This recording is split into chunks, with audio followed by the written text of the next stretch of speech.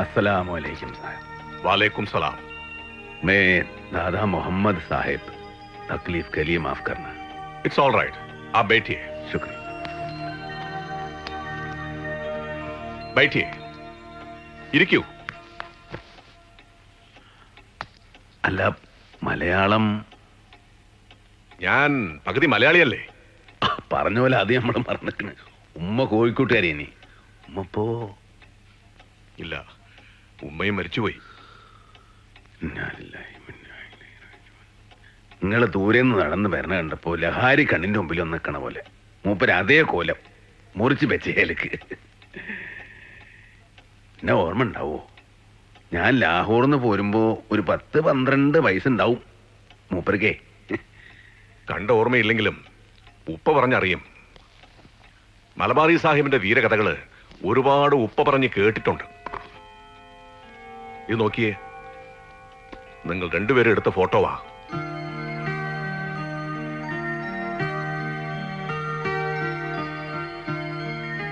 ഇപ്പൊ എനക്ക് മനസ്സിലായ നമ്മൾ തമ്മിലുള്ള ബന്ധം.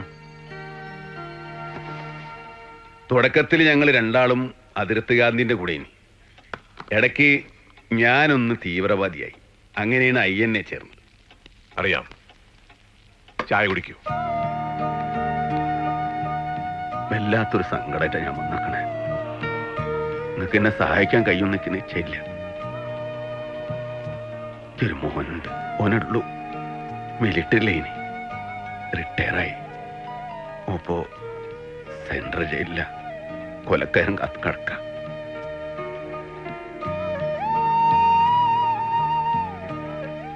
വലിയ കേസാ. ചാരപ്രവൃത്തി, രാജ്യദ്രോഹം. ദാദാ സാഹിബിന്റെ മോൻ രാജ്യദ്രോഹിയെ. അമ്പലത്തിൽ ബോംബ് വെച്ച് 111 ആളുകളെ കൊന്നൂത്ര എന്റെ മോൻ. ഓൻ അങ്ങനെ ചെയ്യൂല. എന്റെ മോൻ നിരപരാധിയാ. പക്ഷെ എന്റെ കുട്ടീനെ തൂക്കിക്കയറ്റാൻ മാത്രം തെളിവുകൾ ഓല് ഉണ്ടാക്കിക്കണേ. ഈ മണ്ണിന്റെ പെറ്റും മാനേക്കാളും സ്നേഹിച്ചിക്കും എന്റെ കുട്ടിക്കും അതിന് തെളിവൊന്നും ഉണ്ടാക്കി വെക്കാൻ കഴിഞ്ഞില്ല. ദയാഹർജി കൊടുത്തിക്കണ്. കേസിന്റെ രേഖ ഒക്കെ ഉണ്ട്.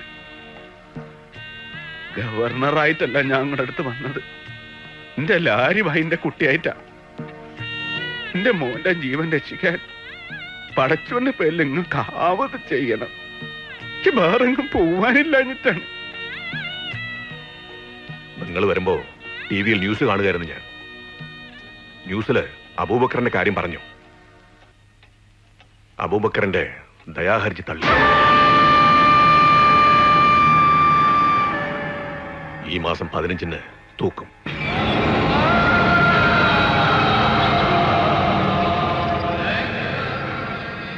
ആർക്കും ഇനി ഒന്നും ചെയ്യാൻ കഴിയില്ല.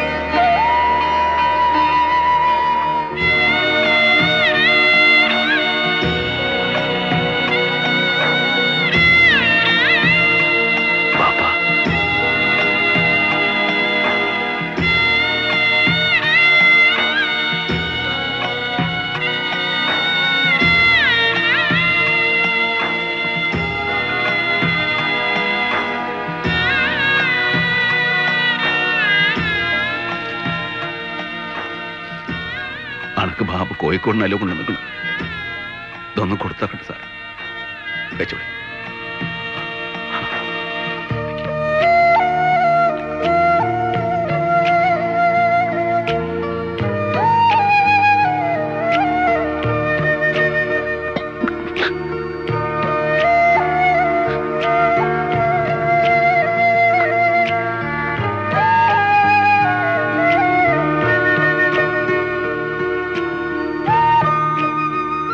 കരയരുത്, ഈ സങ്കടപ്പെടരുത്. എന്റെ മോൻ ഉസറുള്ള ഒരു പട്ടാളക്കാരനാണ്, സുബേദാർ അബൂബക്കർ. വേറൊന്നും ഓർക്കണ്ടേ, യുദ്ധഭൂമിയിലാണെന്ന് മാത്രം കരുതുക.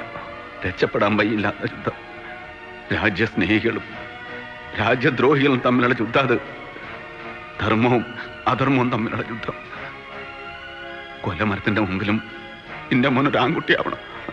അന്നെ ചതച്ച് വീഴ്ത്തിയ മരണത്തിന്റെ മുഖത്ത് കാറി തുപ്പിട്ട് പോണം എന്റെ മോൻ. ഈ ചെയ്യാൻ ബാക്കി വെച്ച് ചെയ്തു തീർത്തിട്ട് ആ പെണ്ണിന്റെ കൂടെ എന്റെ മോൻ സമാധാനായിട്ട് പോ. സമയമായി.